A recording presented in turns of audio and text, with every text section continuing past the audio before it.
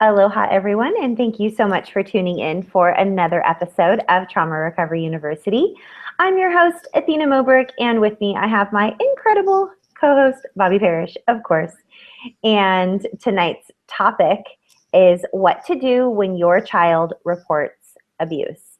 So the first few minutes or even your initial response when your child comes to you and lets you know, gains the courage, takes the time, swallows their pride, and builds up the courage to come to you and actually share this intimate, what they feel to be shameful, horrific, scary, you name it, add a zillion adjectives.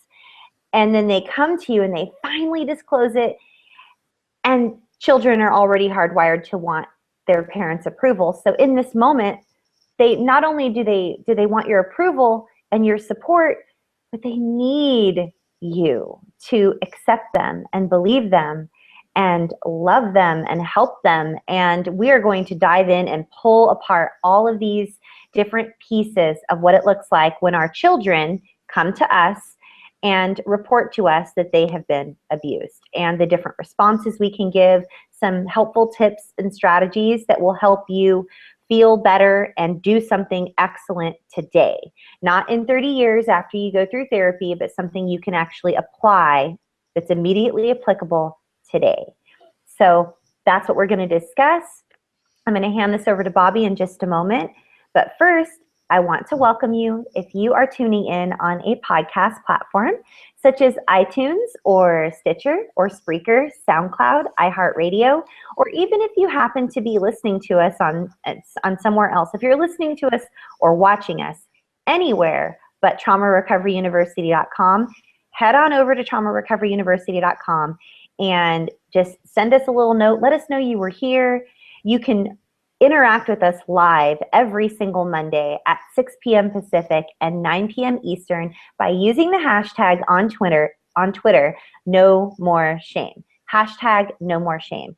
Tweet us out your questions. Let us know that you're stopping by to say hi. We are here every single week to support you. You guys are the reason that we show up every single week. We discuss the topics that you tell us that you need to hear about, and we provide the one-page downloadable resources that you need to feel better and to do something today. So just as a thank you for being one of our loyal viewers, listeners, or just an awesome survivor or subscriber, you can go to traumarecoveryuniversity.com and click on the tab that says Downloadables, and you'll be given immediate access to our entire library of helpful one-page downloadable resources. Today's resource will be titled, What to Do When Your Child Reports Abuse. You'll also have access to our entire library, so please feel free to print those out, share them with your friends, and leave a comment below on this video on YouTube or give us a thumbs up if this has helped you in any way.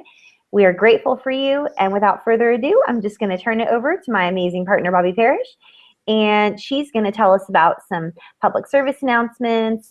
We want to make sure that you get in contact with our people at RAINN and just lots of other stuff going on with our anthology, and then we're going to dive into today's content. So take it away, Bobby. Hi, everybody. We're so glad you're here, and we're honored that you would take an hour of your week to spend time with us. We want to make sure that you do know that this broadcast or podcast, if you're listening to it, can be triggering. And so if you are triggered or if you are in crisis right now, please reach out to our friends at RAINN at 1-800-656-HOPE, HOPE, or they have a nifty chat feature on their website at RAINN, RAINN.org. So if you're triggered, just walk away. It's fine. The rest of the broadcast is going to be as soon as we're done here, and after our assistant makes some nifty changes, it will be uploaded to YouTube, and from there it will upload to our Roku TV channel. So don't hesitate to just walk away if you're triggered, if you're upset, and then come back to it later and finish. Or just go ahead and pop over to Trauma Recovery University, print off the downloadable resource, and take a look at that instead of watching and listening to the video.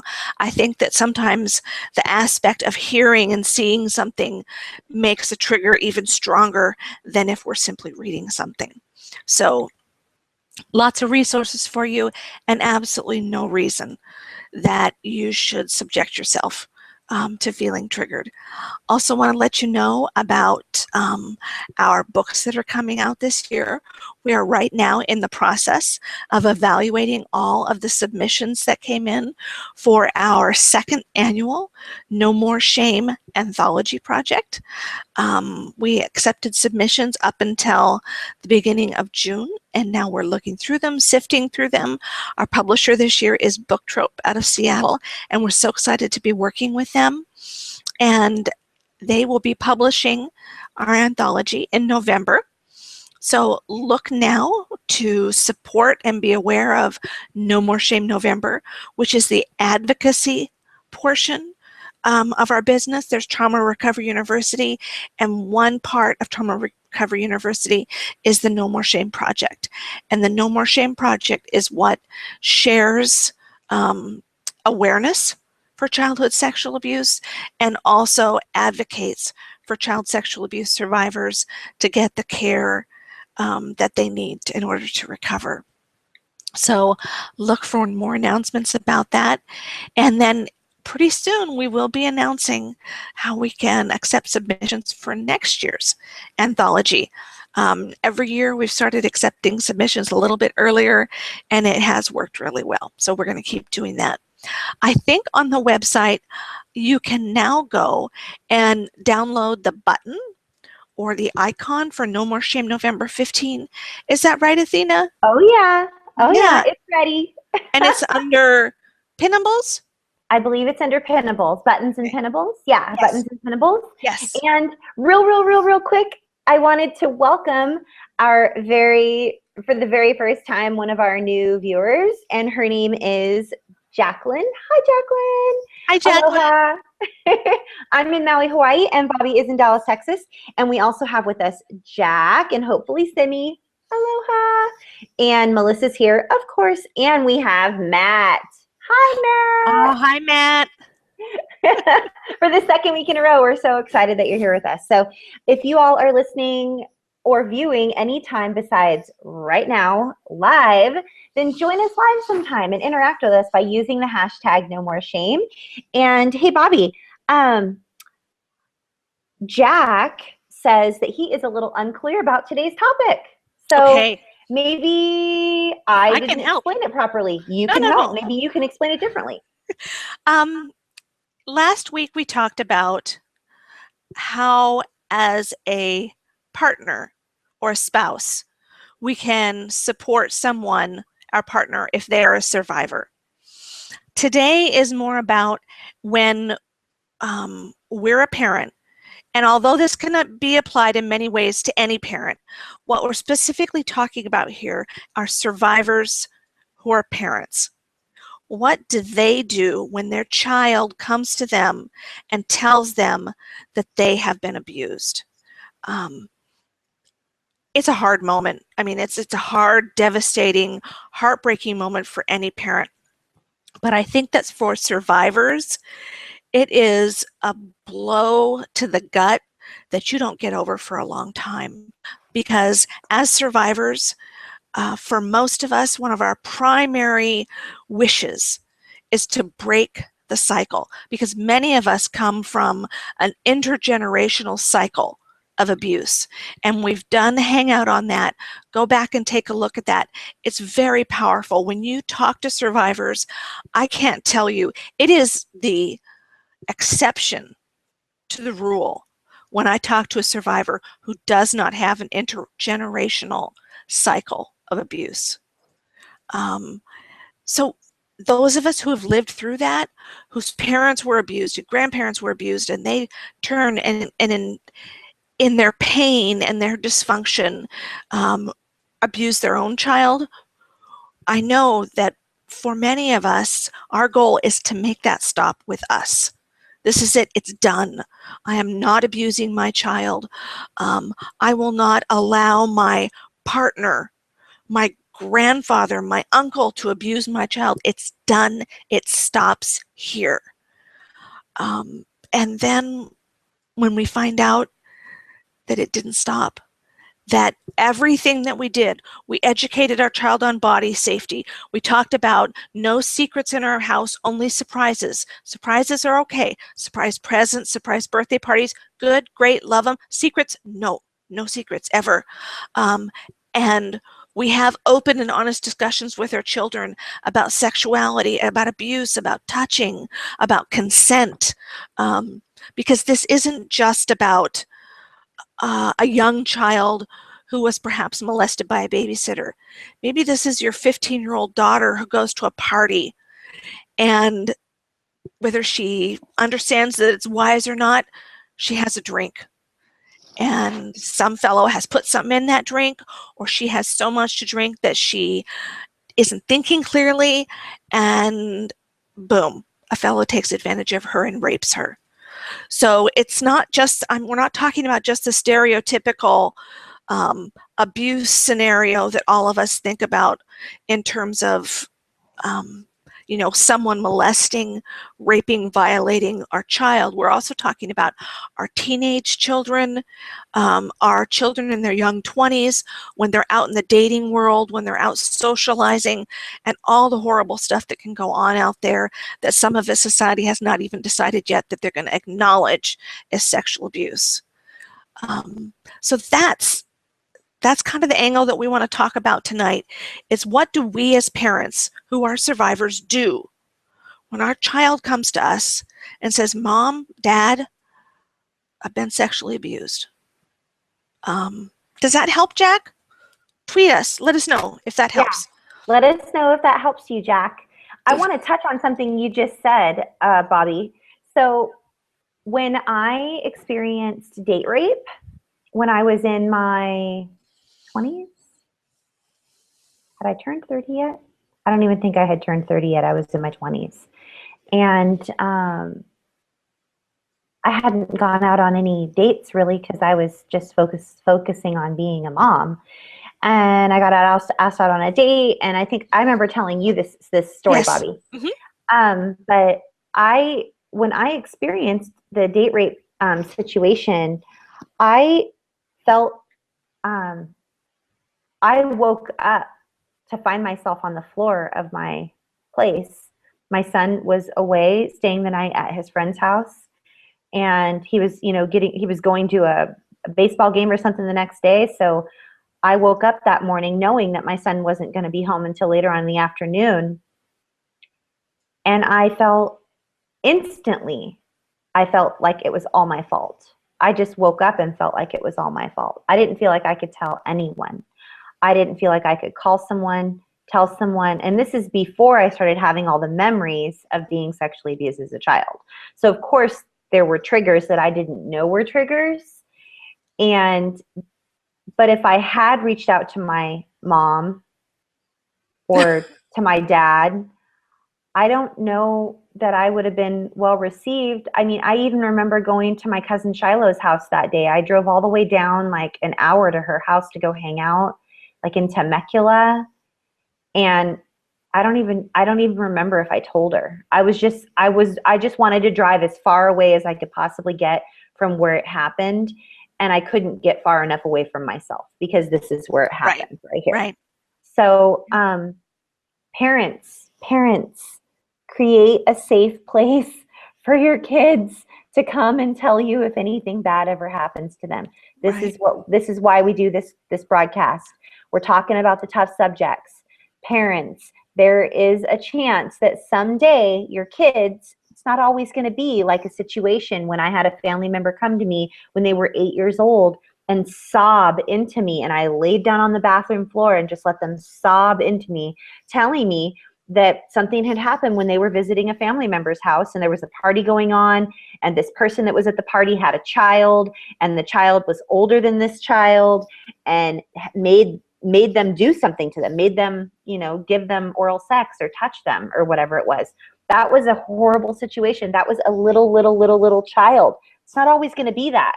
No. Kids grow up. Your kids are going to grow up, and they're going to be teenagers, and they're going to make their own choices. And chances are they're going to fall prey to sociopathic or narcissistic people or just predators. Let's just be real, folks. Predators are out there. So this broadcast today is specifically for you if you have kids or you're ever going to be around kids, and what to do, what to say, what not to say if they come to you and share with you that they have been abused. I didn't even reach out to my family members when I was in domestic violence. I honestly didn't think it would make a difference. They'd be like, "Suck it up, Buttercup. I've lived through worse." Like that's Right. what I kind of thought would have happened. Yeah, you made your bed and now lie in it. Yeah. Oh, well, at least it wasn't as bad. You don't even know what abuse is. I know what abuse is. Like I can just picture that that's how it would have went. So, Yeah. Create a safe place for your kids, folks. Create a safe place.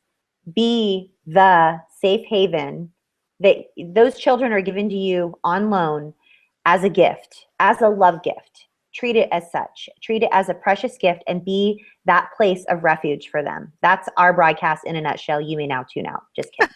Totally kidding. I'm not done.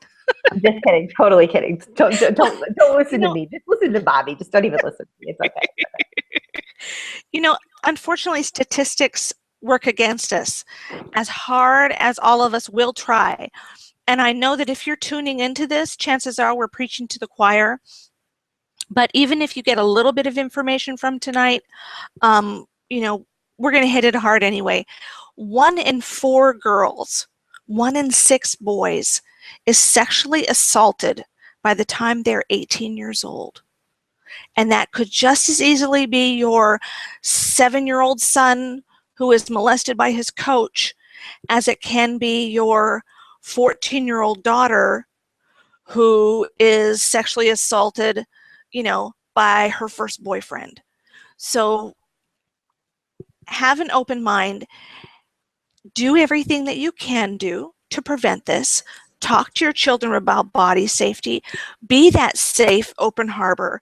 But know that the day may come. And when it does come, there's some simple yet very powerful things that you need to do. And I think for survivors, it's devastatingly hard to work through. This morning in chat, for those of you, this is the first broadcast you're watching, we host 2 Twitter chats a week, one of them on Monday at 10 a.m. Pacific Standard Time, and then one of them on Tuesday evening at 6 p.m. Pacific Standard Time. So they kind of bookend this broadcast that we're doing. And it's the same topic throughout all 3 because we have different people who attend, and every time, we base this on people's personal experience and they let us know what they need. And so different topics and little rabbit holes that we go down, all those things come out during the 3 different things. But we had several people this morning in our chat who have lived through this, who had children that they had done everything that they felt they could do to protect them, and yet their children were abused. And I can't even begin to bottle and find the words to present to you the devastation that these people felt. Not that it's not devastating if you are a parent who was not abused. I'm not saying that.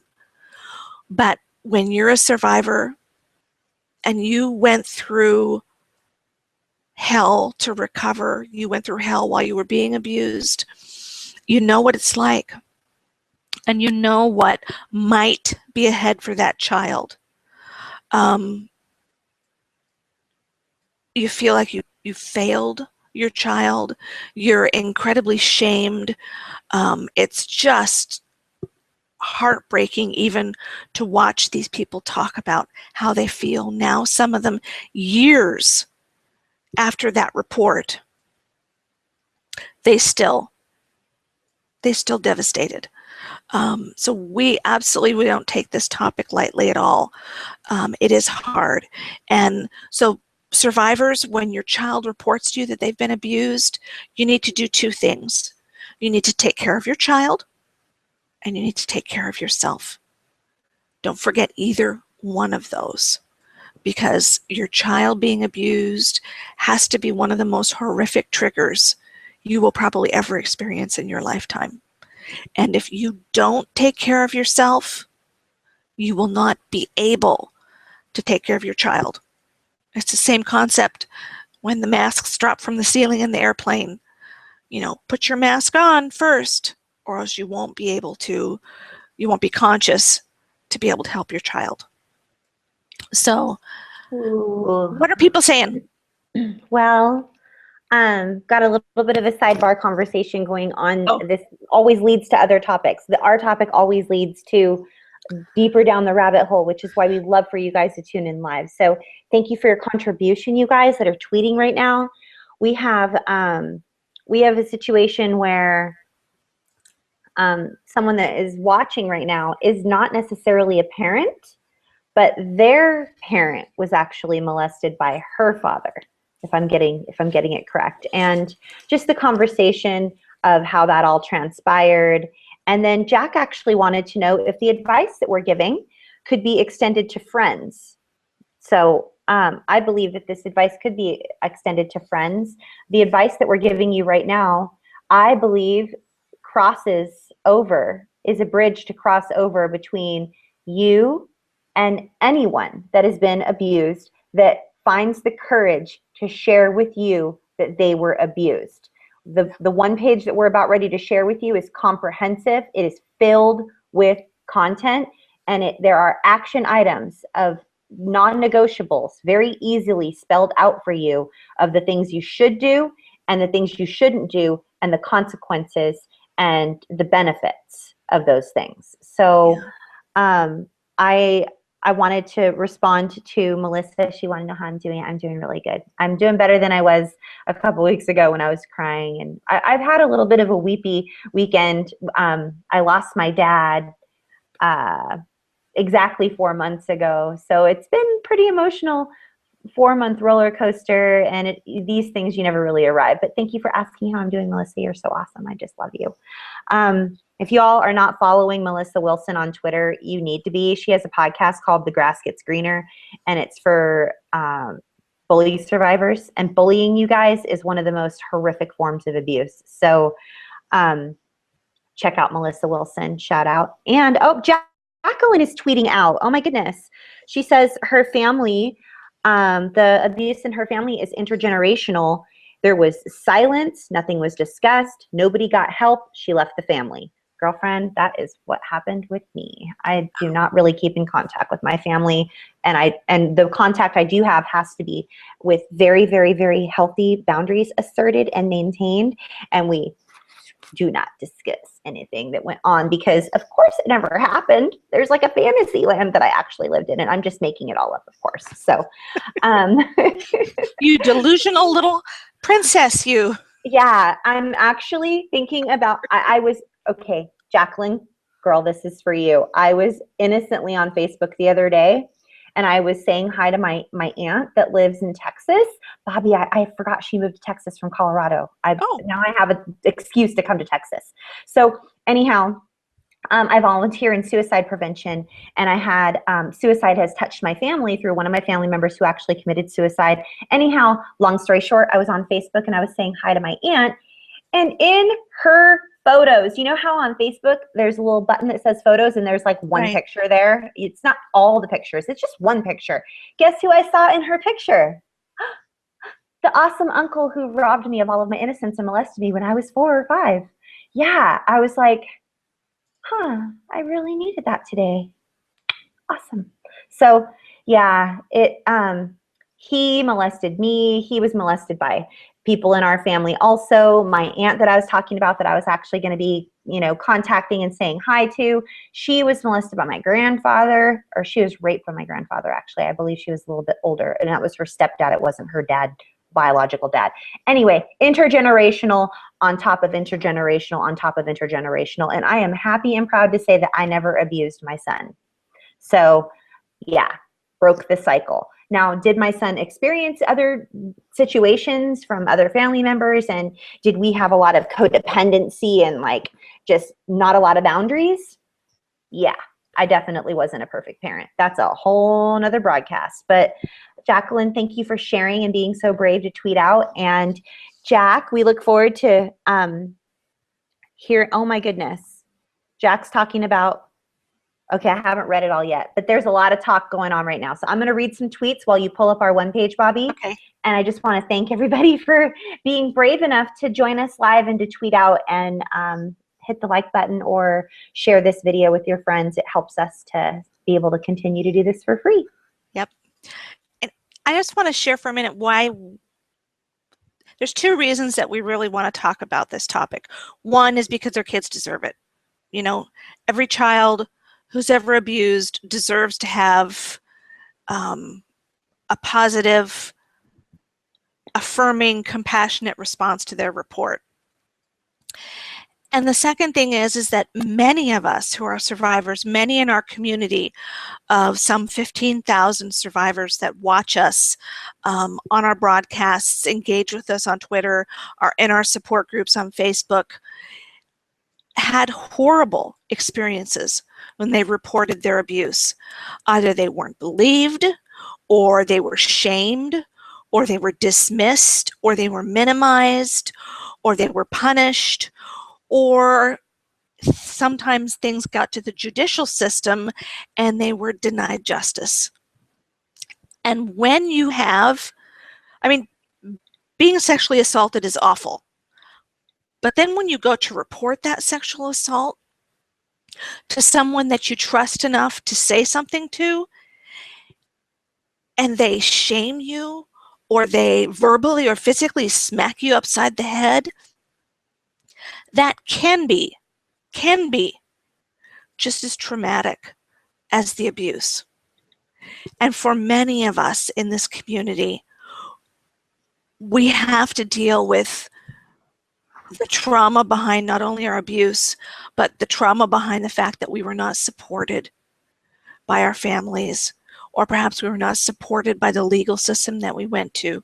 We were not supported by our families and friends. And not supported is a simple understatement. You know, some of us have been ostracized from our families. We have been rejected in every way possible. So that's why we want to be sure that every child who reports abuse gets a compassionate and appropriate response, so they don't have to deal with the trauma of reporting being a horrible experience. My goodness, we've got enough on our plates, right? As survivors, let us not add to it. We don't need to just add on some more shame and add on some more recovery time and add on some more stuff to everything that we're going through, you guys. Yeah. Yeah. Mercy me. You know, and along that line, one of the things that Athena and I have talked about wanting to talk about is sometimes when we go to get help for our abuse, and that process is not only arduous, but sometimes we get, again, treated poorly because we're survivors, or we're not responding right away, or maybe we take a couple different medication tries to feel better, or you like the attention. That's why you're not getting better. So heaven forbid, if we don't have enough trauma to deal with, let's work to make it one less for the children who will report to us. So hang on with me here while I do my handy dandy screen sharing. Hey, Bobby, when you do your screen share and you go to share with everyone, I'm going to refill my water for a moment and come right back. Okay, hang on here. Sorry. Almost there. I drank it way too fast. There we go. Yay. Yay. Awesome. I'll be right back, guys. Okay. So here we are. This is our one page. And again, you can find this on our website, traumarecoveryuniversity.com, click on the tab that says Downloadables, and that will give you access to our entire library, which I believe there are now more than 50 downloadables on the different topics that we have covered since we started doing this Hangout 11 months ago. So our whole goal in putting these together, you know, Athena and I, and in case you don't know, Athena and I are both survivors. We've been through recovery, and both of us through recovery for several decades. And when we met each other, we had a lot of conversations about why it took so long for us to go through recovery, and we are still going through recovery. We have not arrived, I promise. What is it that could be done differently? What does a survivor need that they're not getting in the traditional mental health system, the traditional support system? And one of the things that we know that survivors do not get enough of is education and help. You guys need to know what happens when you experience trauma, when you experience abuse. You need to have information that is easily accessible and at your fingertips, so that when a situation arises, you are empowered to act. And we also know that recovery is painful and very difficult, and that those two words are an understatement. And so what we wanted to provide you, aside from education, were some actionable steps to help you feel better now. Not 2 years from now when you've weaved your way through the maze and, you know, made all these different turn here, turn left there, do this, turn right. Oh, okay, now you get to feel better. Nope. Today. You get to feel better today, and that's why we have put together these downloadables. And it's making kind of funky movements there as I'm dealing with it, but it's still there. I'm sorry. I think No! I think I need to make the graphics like smaller. Like, Are you kidding? This is an incredible resource. Okay. It's okay if it goes blinky for 2 seconds. Okay. So let's look at the top couple of paragraphs. Those are typically where we put our education about the topic. And what this is talking about are things we pretty much have already spoken about. That as survivors of abuse ourselves, we typically work very hard to break that cycle for our children. But the reality is, because of the large numbers out there, our child may become a victim. And when that happens, it is hard. Hard, because it not only kicks up our stuff about when we were abused, but chances are it makes us feel like a horrible failure as a parent. Because, quote unquote, we should have known better, right? It happened to us. We should have been able to stop it. But we're here to tell you that it just happens sometimes. Despite all of our good work, all of our efforts, it happens. And so these are the things that you need to do.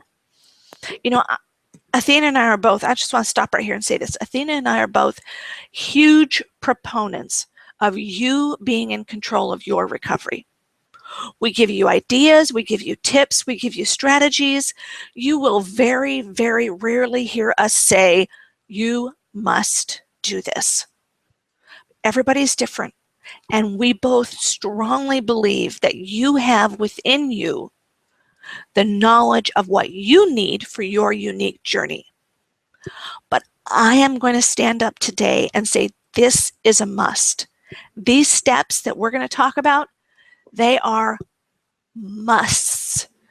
Non-negotiables. Non-negotiable. Your child deserves every single one of these steps. And you can disagree with me, that's fine, but I hope you still do them. Okay, so let's look at these. I'm so sorry it's No. that. It's kind of psychedelic. Right. Okay, the first thing is, please believe your child. This myth that's out there that children make false reports all the time is just bunk. Less than 10%, less than 10% of reports that children make on sexual abuse have been found to be false. I want to pause for a second and address the whole false memory syndrome, which we do not have listed here in our one-page resource, but we have one of you beautifuls out there that wrote to us. And this episode was created specifically upon multiple requests, but I want to address specifically this person who left us some comments on YouTube, sent us emails, and basically told us that her whole family didn't believe her because they said that she must have had false memory syndrome. And I said, do you know, Bobby, oh my gosh, I wish you were there. I was told that. Yeah, these are the words that I wrote back to her. Did you know there is no such thing as false memory syndrome? Did you know that that's not really an accurate term and that it's not really a real thing? It was like the biggest light bulb moment ever. She said, no one has ever said that to me. Yeah. It doesn't exist, folks. There's no such thing as false memory syndrome. It's never been proven. Never, ever, ever been proven. Okay, that's my soapbox. I'll let you go on, Bobby. Well, you know, I think where this came from are those rare instances, and again, rare instances where an adult has coaxed a child, and typically a young child, you know, like around 5 or younger, 5, 6, 7 younger, to make a report because they have some sort of a vindictive beef against someone else. Does this happen? You bet. But it happens very rarely, and I absolutely abhor it when people use false memory syndrome to add like a broad brush to paint over all of us. It's just bunk. Well, I believe, and this is my own personal belief, and I'm not going to say that this is textbook, folks, but this is me, Athena Moberg, and I approve this message. False memory syndrome, folks, is part of the narcissist's gaslighting technique. They want to say things to you like, what do you mean? Don't you remember this? Oh, I remember when you were this age. Don't you remember we went here to this place? And don't you remember it was so fun? You used to love to go to his house. And don't you remember we all used to enjoy our holidays together? And don't you remember this? Oh, I remember this. You were wearing this outfit. Don't you remember? That's called gaslighting, folks. You have no memory of it because it never happened, because narcissists love to paint a fantasyland picture and plant memories in your head to make you doubt that the abuse ever happened. Okay, that ends my message. This is Athena Moberg, and I approve that message. So number one, absolutely believe your child. Believe your child. And the second thing is to provide your child with immediate, not a few days later, not a few hours later, but immediate assurance, compassion, and empathy. And the reason this is so important is because that is exactly what your child needs. And I want to add in here that it is also possible that your child may need some medical attention. So don't overlook that one either. But immediately in that moment, give them assurance, give the compassion, provide empathy. Because this, like we talked about earlier, makes a huge difference in their recovery. They will then not be saddled with the necessity of having a twice as hard recovery. Because now not only do they have to recover from the abuse, but they have to recover with how badly they were treated when they made a report.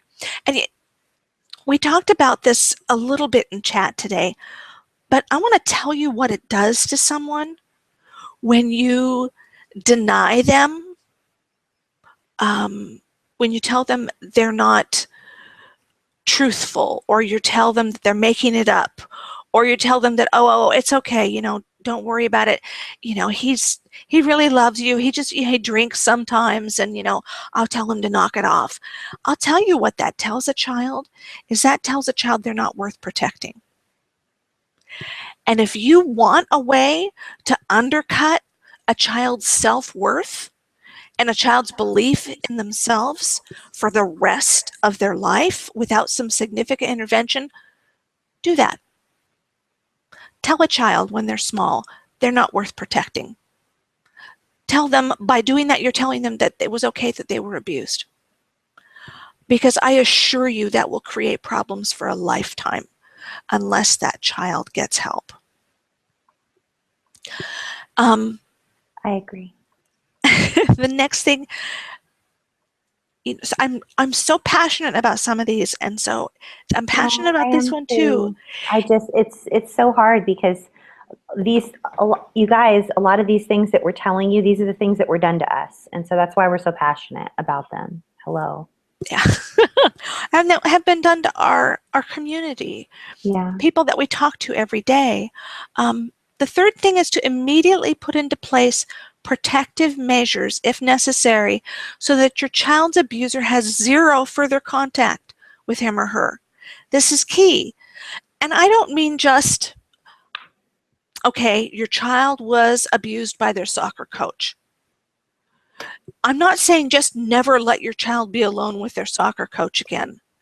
I'm saying do not allow the soccer coach to have any zip, nada, no presence in their life. They're not allowed to drop off a pie on Thanksgiving. They're not allowed to hang out and come over and say hello during parent-teacher night at the school. If you see them in the grocery store, you don't walk over and have a great conversation with them. Keep these people away from your children. These people are predators. These people have pedophilia. They're pedophiles. And aside from that, it's re-traumatizing to your child.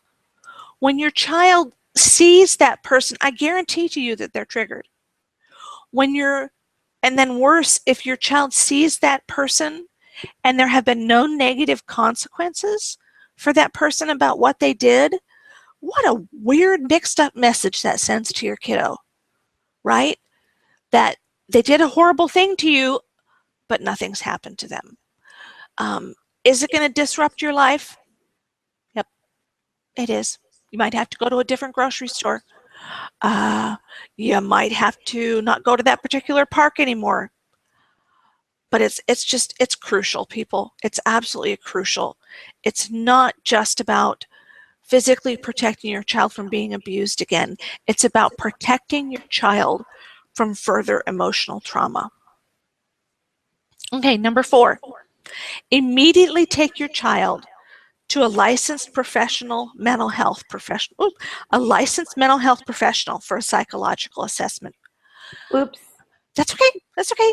That professional is so important. It needs to be there twice. Our kiddos, especially if they're older, when I think about, our daughters or our sons who might be sexually assaulted in a social situation when they're a teen, they might not want to go. I get it. I understand that. But guess what? You're going anyway. Because if for no other reason than that plants a seed with the child that there is good psychological help out there. And they're worth it.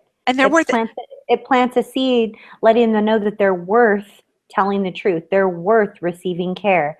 They're worth having their voice be heard, even if they say they're fine. And they also learn that counseling is not anything to be scared of. I have had parents bring me children before, and the children, if they don't want to cooperate, there's nothing I can do. And I'm certainly not going to force a child to cooperate with me. But you know what I always tell that child is, you know what? I'm here. My door is open. Here's my phone number.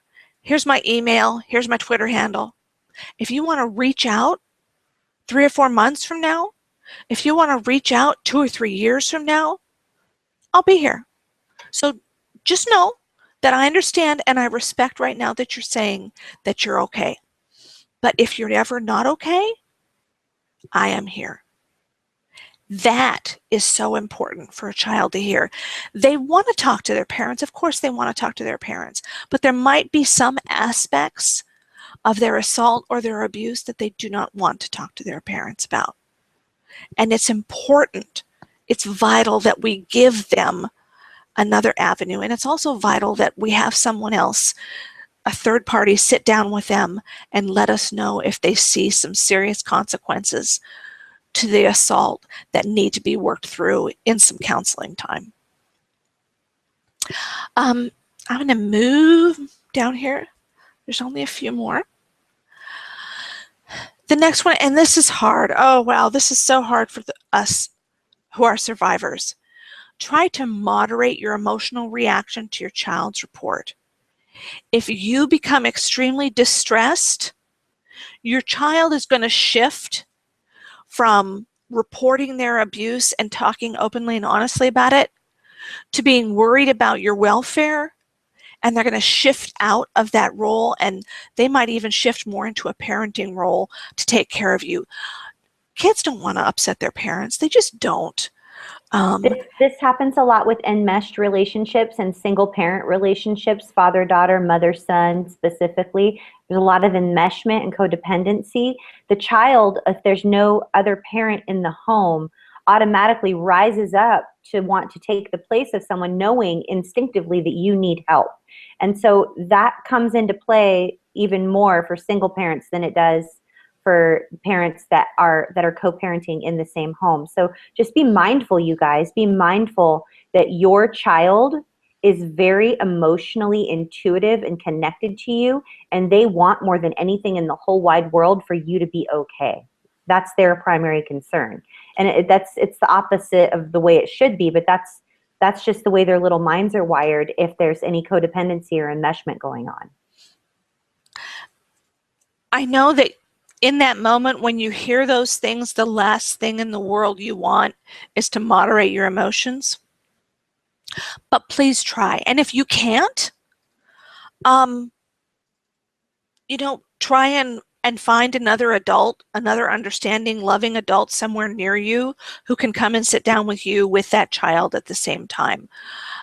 Obviously a safe person, but it's just so important that your reaction not be so emotionally great that it causes your child to shift out of the reporting mode and into wanting to take care of you, because I promise you that will have a lingering effect.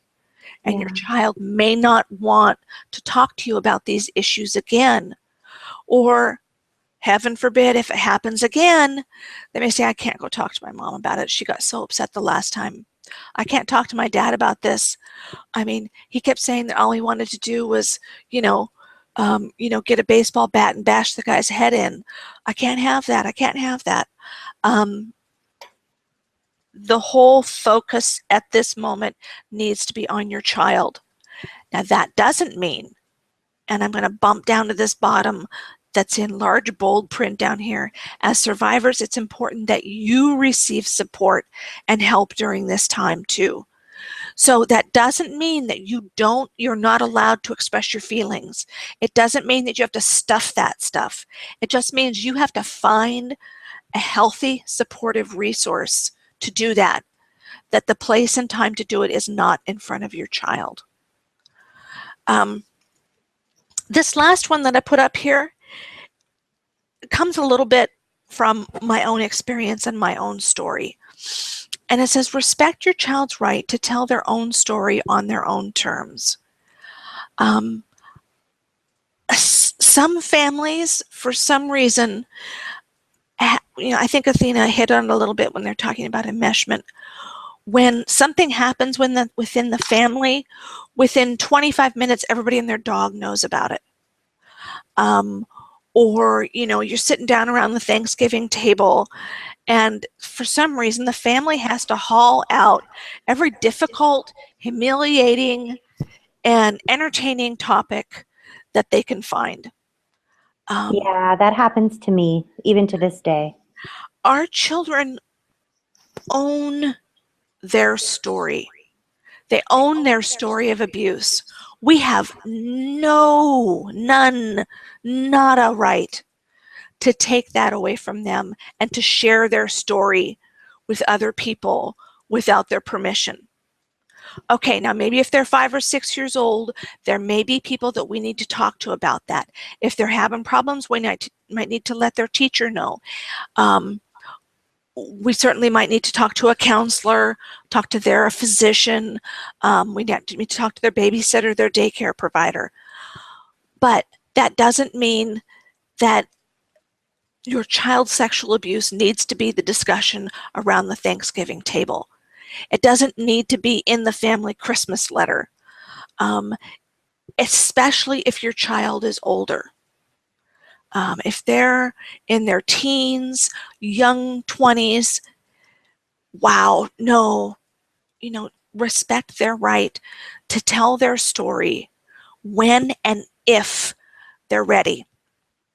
And the reason this is so, I'm going to come back here. Let's see, where is Athena? There we are. I'm here, I'm here, I'm here. We have so many tweets. Yay! When I was in my late 20s, after I had gotten divorced and I was moving into an apartment on my own, at this point, I was just maybe a couple years into processing all my memories about my abuse, and I had not said anything to anyone outside of my therapist, my psychiatrist, and my spouse, who found it so horrible to bear that he couldn't stick around anymore. And I didn't want to. I wasn't ready. And my mom came to help me move.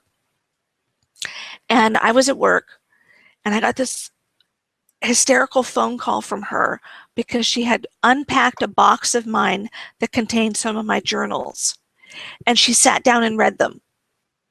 And she read everything that I had been talking to my therapist about and everything I was remembering about my abuse. And she was just hysterical. So I made arrangements with my boss to leave work, and I went home. And my mother was insistent that she needed to go home at that instant and tell everyone. I was raised in a very close-knit family, a small town. My grandparents on both sides of the family, all my aunts and uncles, all lived in the same town. And there was, very, very enmeshed. Family was king. If bad things happened, you certainly tell your whole family, but you don't tell anybody else. Right. Yeah, lovely double standard there. Right. I begged her. Oh my word, I begged her, please, please don't tell I'm not ready. I even took her with me I made an emergency appointment with my therapist. I took her. And I sat there in front of my therapist and I begged her, please, please, please don't tell. I'm not ready. I'm not ready. I knew I was going to have to defend myself. I knew it. I wasn't ready. I wasn't strong enough to defend myself against the people who were going to say, yeah, right. And she did it anyway.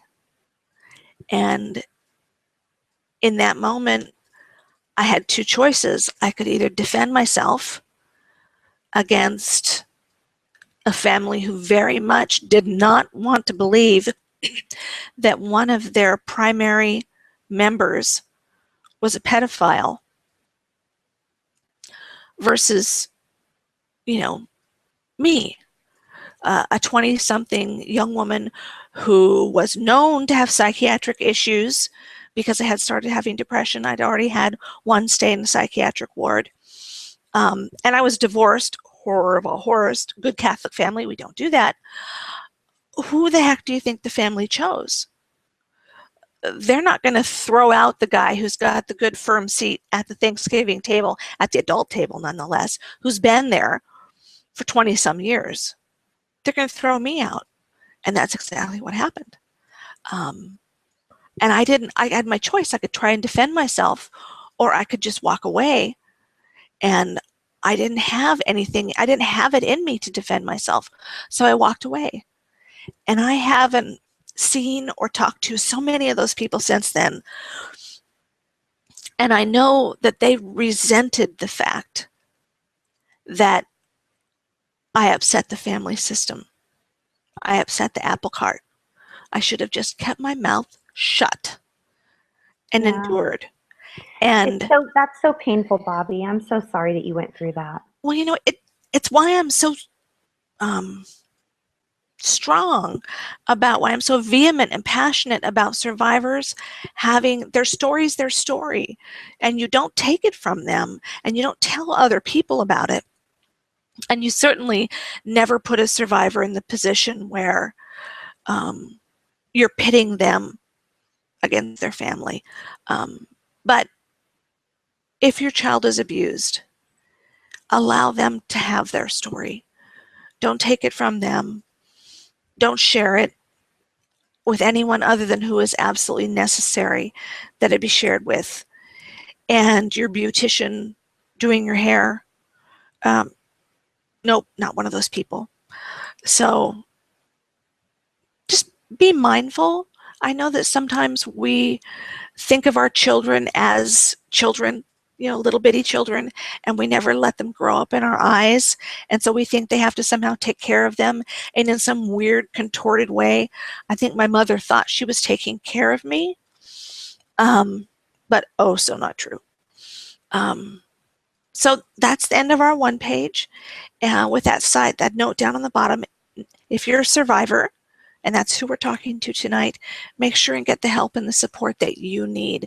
Again, it was heartbreaking to watch those people in our chat today talk about living through that, having worked so hard to break the cycle and yet not having been able to, and walking through that. So if that's you, if that happens with you, run out and get all the support that you need. If you haven't been in therapy in years, get back into therapy if you need it. There's no shame. There's no shame in reaching out. Absolutely not. I think that's one of the hardest things that I've been, as I've been going online and looking more into, I do a lot of like data research just for my own brain, I think, on mental health advocacy. And I just enjoy being a mental health advocate because I feel like the stigma is so thick and strong and almost unbreakable. And people have such a fear of receiving mental health care that they're going to be judged and ostracized. And if you don't receive the proper mental health care that you need when you need it, you're going to end up like me, standing at your kitchen counter, wiping the counter one day, years and years and years later, and start hearing voices and having hallucinations. Like, that is a clear indicator that there was some help that I really needed that I didn't get. Wouldn't you agree, Bobby? I do. But unfortunately, I also know the reality of the fact that getting mental health help is sometimes not easy.